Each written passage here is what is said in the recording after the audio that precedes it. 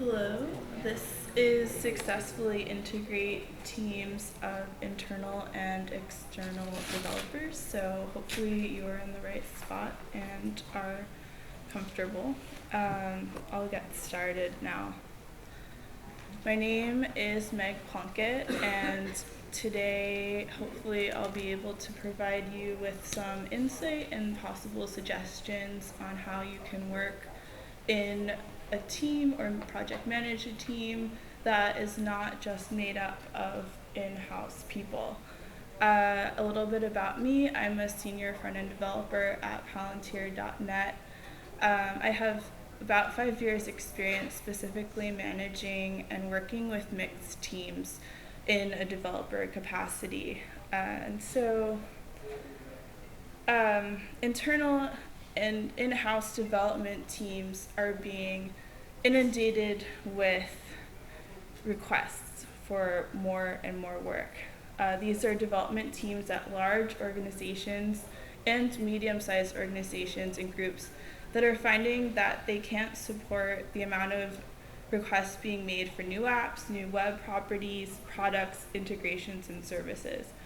With this influx, it's even difficult for them to maintain their current properties and services that they already provide.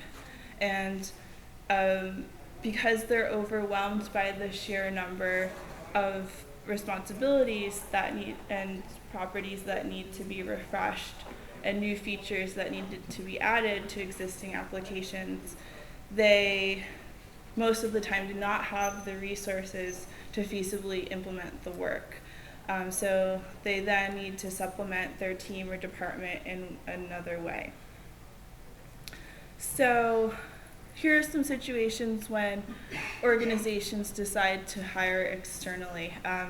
They need additional resources, they don't have headcount or budget, they need to supplement their internal team with a missing skill set, or if there's a lack of expertise for a new product or service, and if they're unable to find suitable local development talent, and also if remote full-time work or telecommuting is not an option.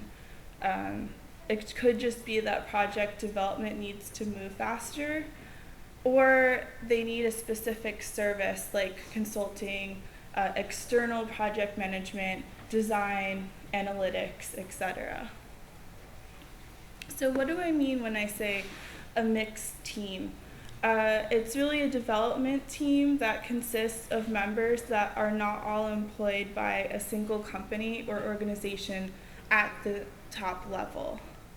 So how does this affect project management? I believe that managing mixed teams provides a unique but not unusual set of circumstances. In talking to people, a lot of groups are experiencing that they are not only or are no longer just working with an agency and having them do all the work. They're really trying to work with the people they have in their organization along with the people that the agency or vendor provides. So mixed teams can certainly successfully deliver a product or project. They just need to work together to accomplish the goals of the project in a different way than a strictly in-house team might. These teams do have the same goals of an in-house team, like completing work on time, coming in under budget, and making the stakeholders happy. The only difference is that they have some added challenges. So possible positive outcomes for projects of mixed teams are that the project can finish ahead of schedule or on time because of increased velocity. The work could be of higher quality because of the expertise of the developers or project managers that you brought on.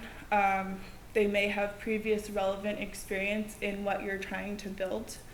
And the project can finish at or under budget, as the people who are not on your in-house team can switch to other projects when they're not allocated or resourced to your project. Some cons, though, this mixed teams can mean more work for project managers or scrum masters or team leads. Building trust and reliability, which are both fundamental to achieve success, is harder to accomplish with a mixed team. The project can take longer than expected because you're dealing with a lot of different resources, and then the low work quality can take a hit if the project is not groomed or it's rushed or untested. And if your project is close to being over budget already, hiring more people definitely pushes that budget over. So before we discuss what can go wrong, let's talk about preparation in an effort to maybe avoid some of these things. So I think as a project manager or scrum master, you're situated in such a way that with the right preparation, you can set up your team for success.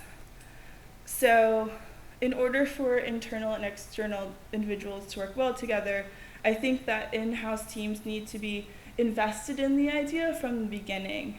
So it's likely that the external individuals that you're going to be bringing on are experienced with working with mixed teams due to the nature of them being at an agency. But your internal team members may have not worked already with people from an agency or developer. And so if, for example, an internal team member doesn't really feel that they want to make the effort to work well with external or temporary contractors, that can pose a very large issue for you later. So there's getting them ready is great, and if you can build enthusiasm for the idea, that's even better. And so I would encourage including your existing team members in the agency selection process. So a lot of times when an organization or company is going to start working with external people, it kind of happens over here, and the development team doesn't have a lot of say in who or what or when it's going to happen. So getting your team on board with the idea and working with vendors or external developers from the start of the process can be beneficial. And you can even ask your team, like, what roles do you think we need to fill? Who would be best suited to help us with this new project, and so on. You can do some research with your team, request references, ask for recommendations, examples of work, case studies, ask to see work from the agency that is similar to what you might be trying to build, and you can even request recommendations from that agency or vendor's previous clients. And I think if you also ask to meet with the people who may be working with you from the agency, you can ask them, what project did they recently work on? How long have they been working professionally? In what ways can they add value to your team? And then allow your team members or a select set of them to review the code of the applicants if you're hiring specifically for a dev role. And I think that this increases that team buy-in that you're trying to build. So once you've narrowed down some options, ask your team if they've worked with the agency before, if they know anyone who's worked with them. And then for Drupal specific work, you can look up the company on Drupal.org, because you're trying to review and come to some sort of consensus about who you're going to go with. So just in summary, investment from your internal team plus preparation equals a strong foundation. You want to set your team up for success, and you also want to set expectations that the internal members will be collaborating with the external developers. Like, they're not just going to come in, take the project away, and then all this stuff is going to happen and no one will have any say. You're building the idea that it's going to be a collaborative effort. But then there are pitfalls. So I'll go through some and then quickly review the main ones that I've seen in my experience. So pitfall is a hidden or not easily recognized danger or difficulty. So number one is over-resourcing the team. And this may seem a little strange, but an over-resourced team is one that has excessive or unnecessary resources, especially one that is overfunded or overstaffed. So having too many people on your project can actually lead to an inferior result. And so if you start accepting or bringing on additional developers that are offered to you because they're available from an agency due to your timeline and deadlines, even if they're not needed, that's going to add some complexity to your project. Likewise, requesting developers with skill sets that duplicate skills you already have on your team without enough work to cover all of those people makes things a little bit more complicated. And then keeping on developers that you aren't able to keep at capacity due to the ebbs and flows of your project makes the team quite a bit larger, and that means more work when you're managing them. So pitfall number two is neglecting to leave room in your budget for additional costs. And these costs can be things like bringing vendors on site for kickoffs, big meetings, and product launches. That travel, the on-site accommodations and meals need to be billed to somewhere. So that's what we're talking about, leaving some room. Also, if you're having a long-term on-site arrangement, like you need to take into account the commute costs, again, housing, meals, and incidentals, because you're having those people live where they're working. And then you may need to improve the external developers' tech stack to match what your in-house developers are using. So that could be hardware, software, licensing, accounts, which I'll get into a little bit later. And then if you are bringing on people from outside of the country where you are, you'll have to get some temporary worker visas for international vendors. So you need to leave room in your budget for these types of costs. And pitfall number three is failing to allow time for additional communication. And I know that communication is a big thing that a lot of us struggle with, but maintaining the vendor relationship can take more meetings, more calls, more check-ins, and that's additional project management overhead. So regularly communicating with the vendor side management about the project takes time, like the update emails, communicating changes and decisions, coordinating between multiple vendors, that's all added time. The extra communication and feedback with the vendor's management when things aren't going well is also an additional communication cost. And negotiating the ongoing terms of your arrangement will, as the contract ends, will need some extra massaging and probably some extra calls. So external work will stop on the end contract date if you don't have a new agreement ready, so it's really important to start these discussions early with enough lead time before that end date. And then it can also be justifying the cost of adding external developer time to your upper management or stakeholders. So that can result in extra meeting time that you weren't anticipating during your week. Pitfall number 4 is attempting to save money by hiring less experienced people. So if you're signing on with developers who may be less experienced in order to save money, that can end up costing you more in the long term. Their hourly rate may be lower if they are going to learn some things from your team and get up to speed, but that might mean extra time for them to complete tasks. They may not be able to identify problems early. They could be less confident in promoting great solutions, or conversely overconfident in promoting a flawed solution. It could take more revisions to get the work 100% right, and you could have that work done again by a more experienced person later if you can't just figure out what's going on. Generally, you'll have more questions coming to you about the requirements, or if things are looking the way they're supposed to, like with more explicit instruction. And this all requires you as the project manager to dedicate more time to documenting and specifying tasks so people aren't left guessing. And last, my pitfall number 5 is adding more developers to a project that is behind schedule. So if any of you have read or heard of the book, The Mythical Man Month, Essays on Software Engineering, it is a book on software and project management by Fred Brooks. The central theme is that adding manpower to a late project makes it later.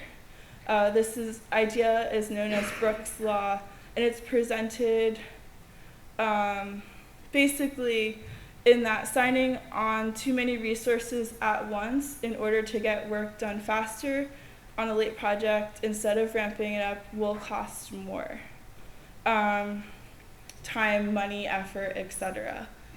So you can think about this as onboarding and resourcing per person multiplied to an already late project. So this is just a quick summary of those 5 pitfalls. Resource the team based on the work that you have and need them to do already. Budget for unexpected costs. Allow time for extra communication. Hire the right experience level for the work. And add and remove developers deliberately from your project.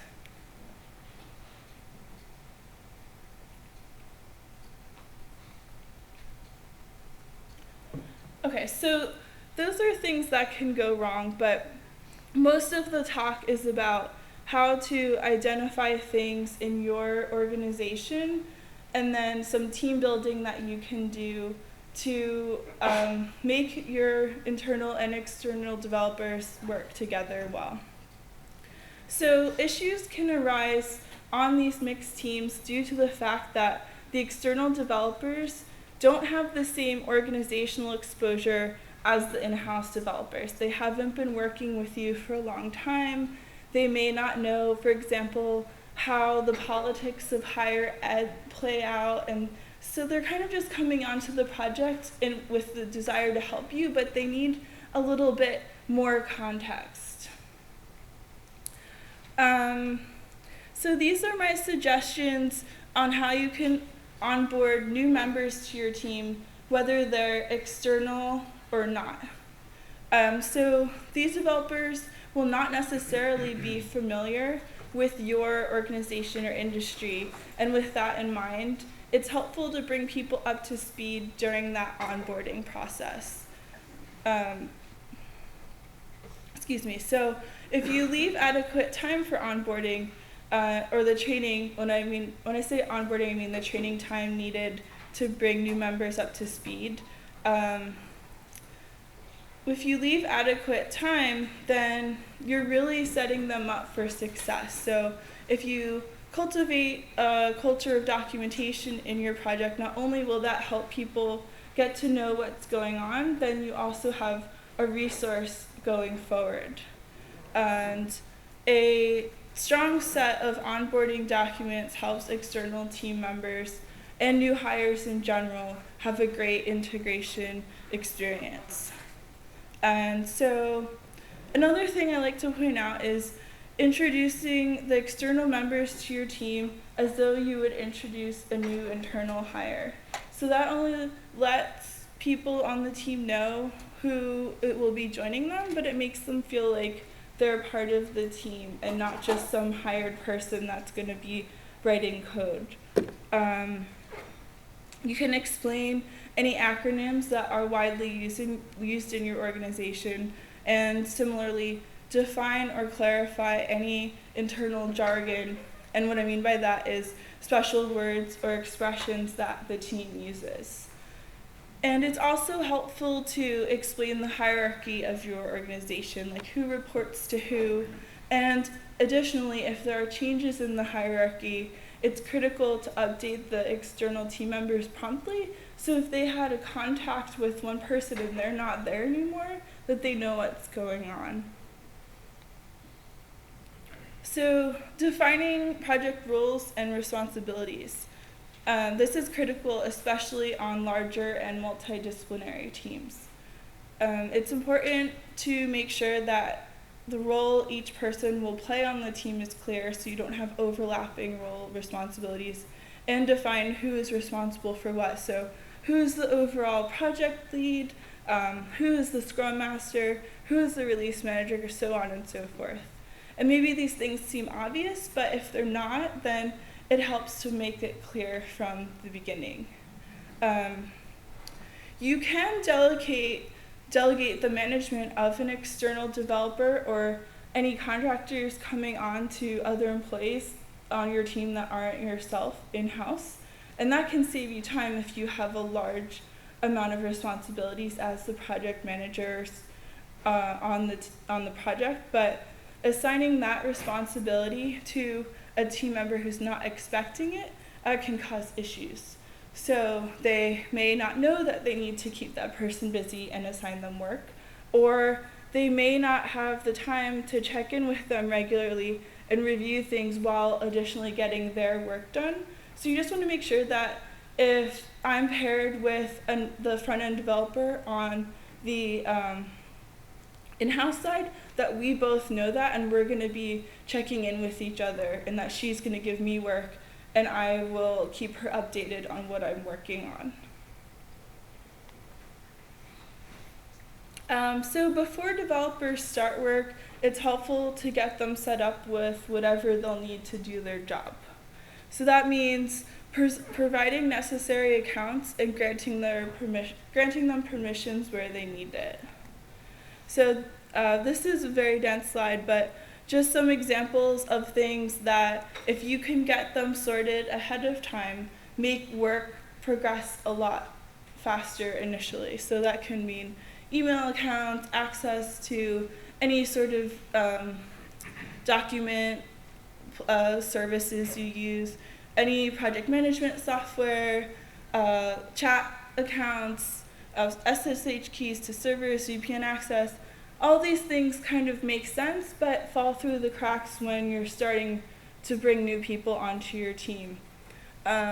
Things like giving them GitHub permissions to your project, software licenses, and if you're going to be having the external developers come into your office, think about getting them set up with the building that you work in, office access, keys or badges, ID cards, and then any security clearance training, and then of course a desk or workspace.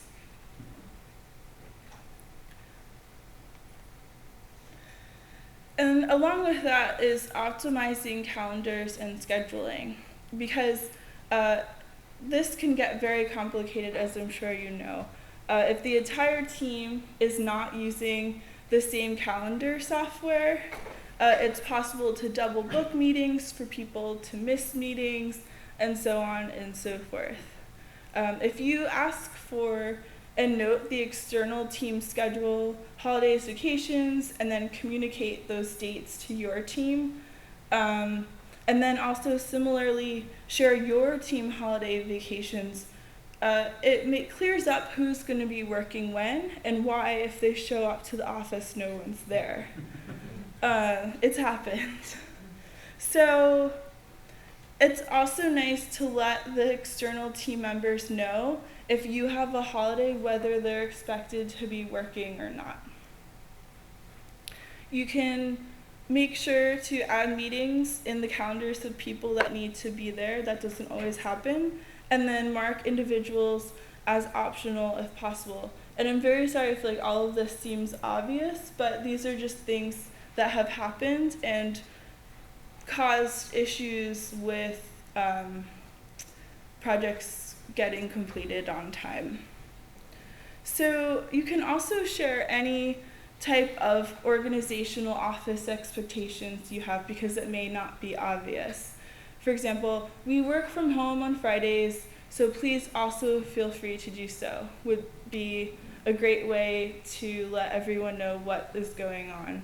Or we bring in lunch on Tuesdays and we eat together and learn. So that way people coming in will know that they will be encouraged to participate with your team building or professional development time. So let's get into resourcing. And resourcing both internal and external developers is challenging. Keeping everyone tasked and unblocked on a large multidisciplinary team can be complicated. And I have some ideas. You can preserve the allocated time that you're paying for. And what I mean is that sometimes people will rotate external developers on and off the project quickly on short intervals. And every time you do that, it adds more time to environment setup, onboarding, ramping up time and energy from you and the rest of the team. So if possible, you want to set yourself up in a way where you're starting with the developers from the agency and they're going to work with you throughout the end of your agreement. Be mindful of not allocating developers beyond their contract. That can cause issues. And that means like reconciling their time against how much time you're going to be paying for. And then also in the beginning, when they're starting to work with you, if you can assign clear and straightforward tasks that don't require a lot of background or context of the entire project initially, that will help them like get warmed up in your code base and with how things on the team work so that they feel like they're productive and that they add value to your team early on. And if you are resourcing to be a fast approaching deadline, as I'm sure we've all been in that sort of scenario before, if you can figure out what work is in the external developer's wheelhouse and assign it to them when possible, that means that they're going to be getting that work done really quickly because they already know what they're looking at and they're just going to get it done. And you want to give the long-term work to your internal team members in circumstances like this whenever possible because you never know what's going to happen and you just want to make sure that you're setting everything up in such a way that it's not going to cause problems down the road if someone was working on a huge migration and then they're not working with you anymore. Just being pragmatic about who's doing what at this stage and focusing your internal members on the highest priority or sensitive tasks, like be it security or what have you. Whenever the skill sets align in such a way, it's better when a stakeholder comes in and is very emotive about what's going on. If you can say the internal developer that you know and have seen the face of before is working on this problem to address it, as opposed to having this person that they've never seen before and haven't had the opportunity to get to know yet. So it kind of creates a little bit more comfort for people who aren't necessarily in your day-to-day team happenings. So let's talk a little bit about team dynamics. And as a project manager or scrum master, you are in the best position to impact the dynamics of your team. Specifically, being clear with all members on start and end dates, time, and availability. So, for example, Dee will start on June 1st and will be working with us through the end of December. Or we have 30 hours of Sam's time for the next 4 weeks. You know these things as the project manager and you're situating everyone on the team in such a way that they know what's going on and can adjust the dynamics of the team accordingly. And that also prevents surprises later on. So fostering the experience of a cohesive team, it's imperative to set the tone and be an example of how the team will function as a unit. The external developers do have an extra layer of management and responsibility to their company, but you can still make them feel like they're part of the team. So that means creating and follow a set of processes that work. So maybe what was working for your in-house team before you brought on people isn't working now that you have some external people coming in to work with you. So being flexible and adjusting some of those norms can be immensely helpful. And you can adjust and iterate just as you would with bringing on a new internal hire. It's nice to have higher-ups or stakeholders in your group recognize and thank external members for their work, just as they would an internal employee for work well done. It just allows people to feel like they know that what they're doing means something to ultimately the people who care the most. And then you can engage in team building just as you would with any other team. So that means that if you want to go to some sort of sport event or something outside of work and you have external developers that are working with you on site, feel free to invite them to come and have them be a part of whatever you're doing in order to make it feel like you're all in this together. Increasing productivity on your team. You can make some of those process changes, like trying heads down blocks of time that don't have any interruptions. You can scope work well for all the team members, not just the external ones, and not just junior or new members. And you can set realistic goals and deadlines. And obviously that's very simplistic, but I think it's worth mentioning again that these types of process changes can take time, but do allow for things to go better. And then maybe upgrading tools or making changes to your tools can increase productivity. If you provide better equipment, if you're able, or the next tier of software because you're hitting the max capacity, even something like finally getting down to IT to figure out why the internet keeps going out. All of these things contribute to increased productivity on your team. So how can we improve collaboration when we're adding external developers? Check in with your team frequently about whether you think the work being done and how things are going well.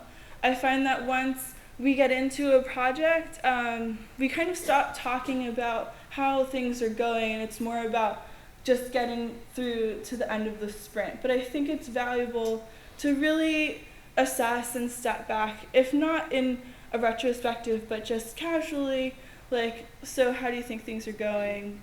Because those conversations do help create change for the better. You want to know if the quality of the work is suffering and if tasks are accomplished in a timely manner, but you also want to know if people are happy with what's going on. So in addition to checking in with just the internal team, you can have check-ins with the entire team, including the external developers, if they're getting enough work, not too much, not enough, or not the right kind of work for them. And it's nice to do these things even in stressful sprints, because then it feels like if people had something that was going wrong, they have an opportunity to share that with you where they might not have been comfortable doing that if you didn't ask directly. Because non-internal team members may not have the trust or feel comfortable pointing out blockers, issues, or so on and so forth if they've only been on the project for, let's say, 3 weeks. Of course, if you're using Agile, you're going to be having Scrum, but one-on-one check-ins are also helpful. And this is especially true for people who are working on things that are hard for them, because you want to keep a line of dialogue open to make sure that they're not just drowning in this long-winded task that may not ever have an end. I would, to prevent that sort of situation, encourage all developers to work together, and that you have a type of team where people can ask each other for help. So that doesn't mean like only the internals asking the other internals. That means that there's communication happening across the team in all directions. And if possible, if you can make the right people available to the other people, that lets those channels kind of happen naturally. Because if some of the critical team members are always in meetings or always heads down, that means that some things that could be solved in 10 minutes may take 2 hours because a quick conversation wasn't possible. And then you can always ask for insight or ideas from not just your internal team members, but the external team members, and could be pleasantly surprised with any suggestions they may have for you. Communication is critical to success, so we want to communicate with skill. Some small things are learning everyone's name on the team. And it happens, it's difficult, we struggle, but it's really important, and I think even making the effort to pronounce their name the way that they want you to could make a huge difference in them trusting you and feeling that you are valuable, that you value them on your team. This can also mean learning their preferred pronouns and using them. And so when you make an effort in this way, it makes people feel like they're an individual that is important. Other ideas for skillful communication, you want to consistently communicate across the team. This is assisted by using the same communication tools across the team, whether that be chat, email, phone, video calls, what have you. You want to share any meeting links if you're working with remote people or people that aren't in your office in the calendar invitation, because that means that they know where to go so that they can be in your meeting on time and ready to go. And you also want to communicate changes or new decisions in a way that is accessible to all, like posting meeting notes in a Slack channel or in a Google Doc, or sending out an email, what have you. A lot of times this doesn't happen, and then some time is lost to getting people up to speed. Recognizing barriers is also something that I think a lot of us struggle with and don't really address. So recognizing and adjusting to any language barriers, be that either technical terminology or what language we're using to communicate, that can be a barrier on your team. And if you recognize it earlier, then you have the opportunity to make changes as you go along. If you also can recognize location barriers, like if someone is unable to join the meeting remotely, or if they can't clearly hear because half of your team is in a meeting room around a small tablet device and everyone else is remote on a hangout, that is a barrier for them to clearly hear and know what has been said and what decisions that everyone else knows that they didn't get. And if you're following the Agile methodology, you really need to have all the team members participate in the stand-up. As a developer, I think the most important meeting of my day is often the stand-up.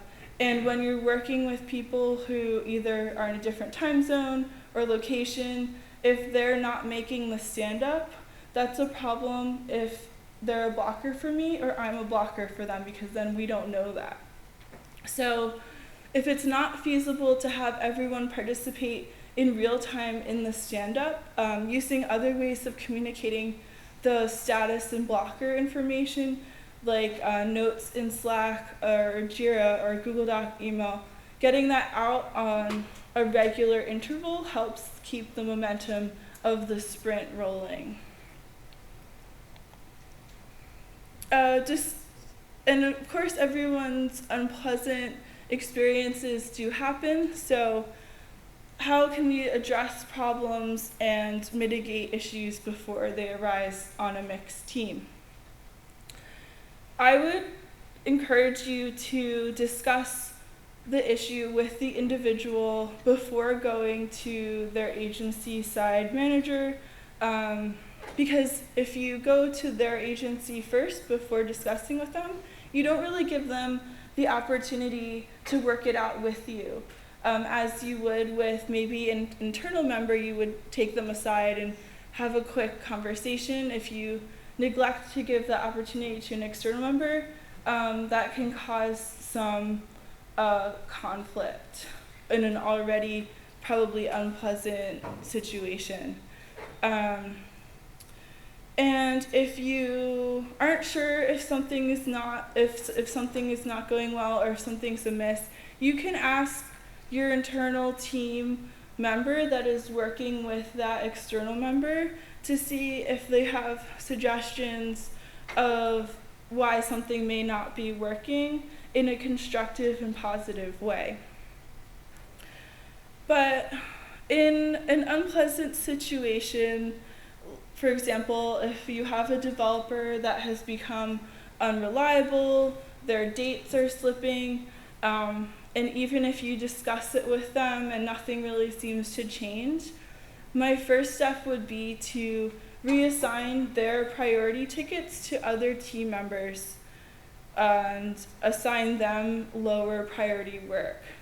And I say that because sometimes these things can take time to work out, but you don't want your project progress to take a hit while that is happening.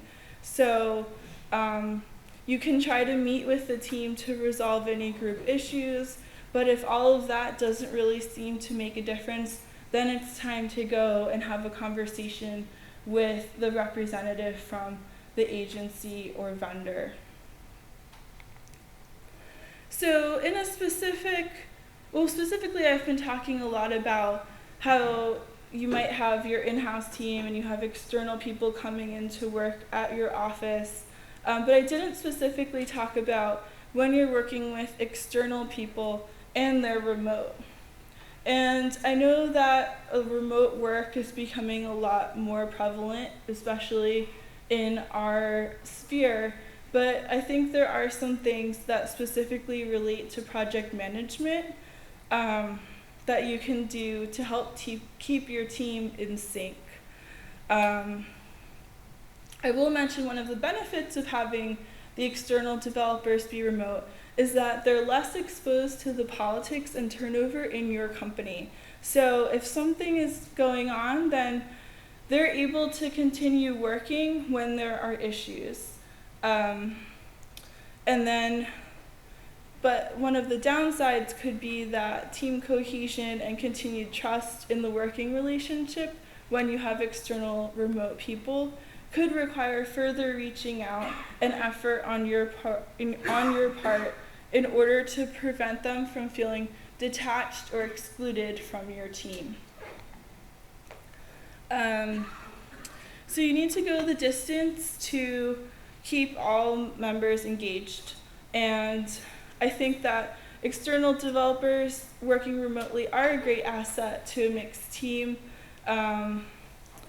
And some ways to reinforce that they are an integral part of the team are to make a point that you acknowledge their efforts and provide positive feedback when the work is going well. You can also find creative ways to include them in your team celebrations.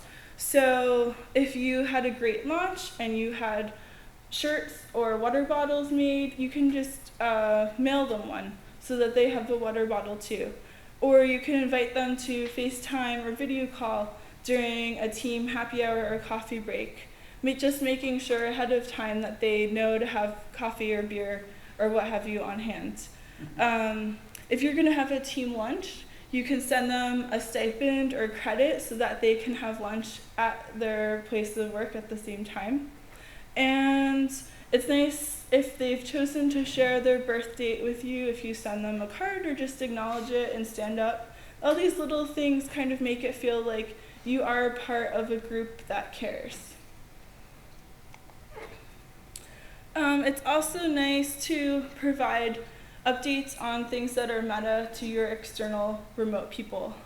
So when someone receives a promotion, letting them know so that they can congratulate that person, or if someone is going on leave, that they can let them know.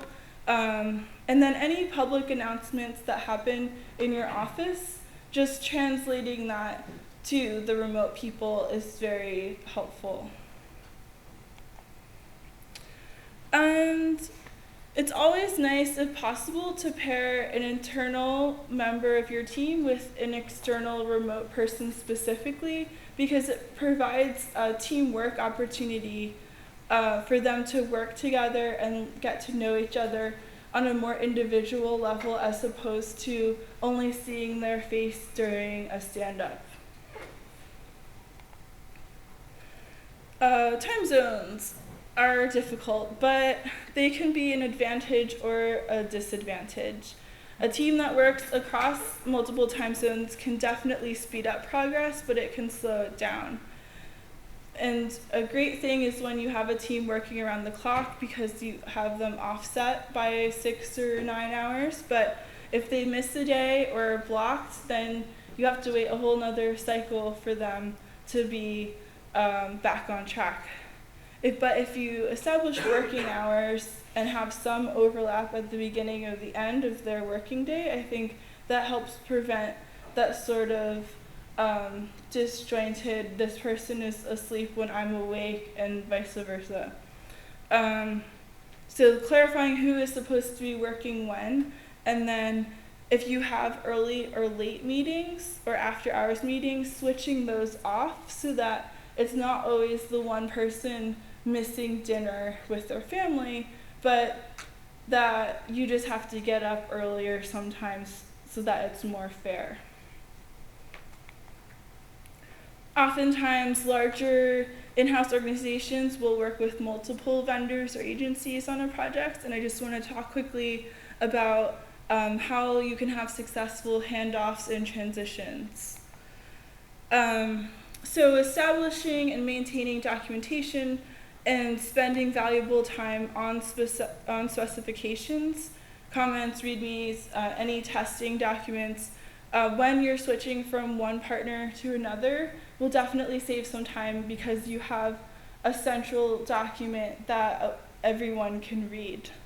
If you have a clear start date and end date for each agency or vendor, and you can possibly have them overlap, then they can hand off their design work to the next agency's developers and get things quickly moving.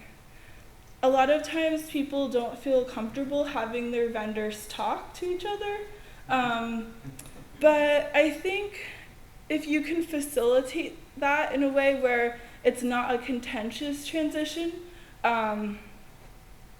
you can be in the room and just make sure that they can maybe have some knowledge share of what was working, why they made some decisions, and what's not working. You never really want radio silence when you're working with agencies or vendors because that means that you're not up to date on what's going on with your project or product. And I always think that always having concise deliverables, what is expected at the end of a arrangement or contract can be make things a lot more clear when you're switching from one to another or an agreement is ending. So what should we do when we're done working with an external team? Maybe things went great, maybe things didn't go well at all, but I think it's valuable to hold a team retrospective so that those things are clarified. You want to make sure that the site, app, or deliverables, whatever they were working on, are in your possession before they leave, I'm sorry. So that means having the designs in your Dropbox or Drive or server and not theirs. Making sure that you have access to all of the accounts, especially the admin accounts that were created in the process of your website development. That can mean hosting, services, and critical emphasis on the administrative accounts, so that you have control of what you've paid for to date. And then a thing that a lot of people forget is to then rescind permissions from agency or vendor developers on their last day and changing your passwords. And you don't even have to feel bad about doing that. It's just a safe way to protect your investment and not have any sort of question about whether things were going on that you weren't aware of. So thank you very much. I hope that you have some good takeaways to go back to your team with, and I appreciate you coming during lunch.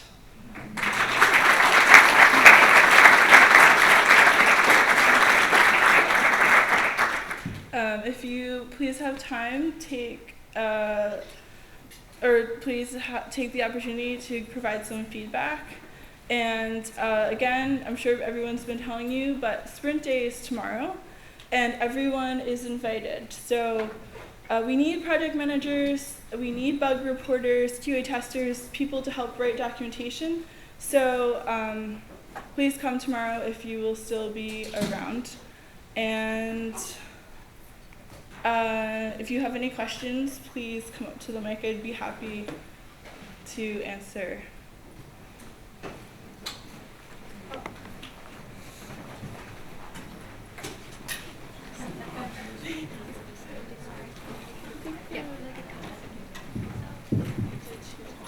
I actually have a question for you. Sure.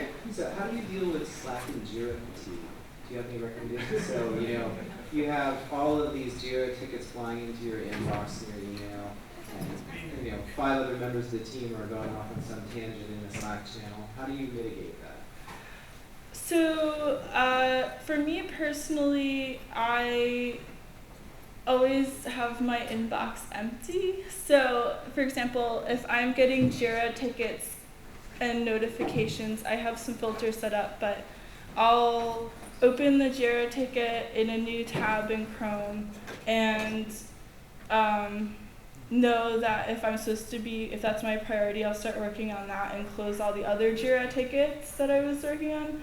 And with noisy channels, be it HipChat, Slack, chat, what have you, it is a lot, but it helps to make an effort to set up channels and provide some sort of structure for your people in those channels. So if you have a main general channel and that's it and everyone's talking in there, that can be very noisy because you are seeing all of these messages fly by, as opposed to having, like, this is our BHAT channel where we talk about testing, and this is for front end things, and this is our release channel.